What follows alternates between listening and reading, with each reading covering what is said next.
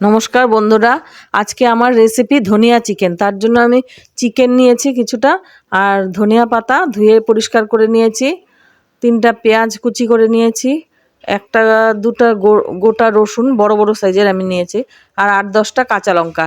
লঙ্কাটা একটু বেশি নিয়েছি, ঝাল কম এটার। সবগুলো পেস্ট করে নিব।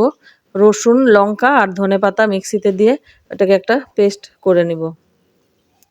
আর এদিকে তেল কড়াইতে গরম হয়ে গেছে, এর মধ্যে পেঁয়াজটা তেলের মধ্যে লাল করে ভেজে নিব। ভেজে নেওয়ার পর মাংসগুলোও ওর মধ্যে ভাজবো।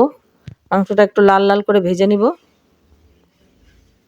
তারপর নুন দিয়ে দিলাম পরিমাণ মতন, আমি 1 চামচ দিয়েছি, হলুদ আধা চামচ দিয়ে ভাজা ভাজা করে নিয়ে এবার পেস্টটা ধনেপাতার, রসুন লঙ্কা আর ধনেপাতার যে পেস্ট তৈরি করছি ওটা ওর মধ্যে দিয়ে নাড়াচাড়া করে ভালো করে কষিয়ে নিব। ওইটার মধ্যে আর জল দিব না, এই দিয়েই একদম একদম কম আঁচে ভালো করে কষিয়ে কষিয়ে জলটাকে শুকিয়ে এইভাবে তৈরি করে নিব। হয়ে গেল আমার ধনিয়া চিকেন। একদম ইজি আর তাড়াতাড়ি হয়ে যায়, খেতে তো দারুণ টেস্টি। ভিডিওটির সঙ্গে থাকার জন্য ধন্যবাদ।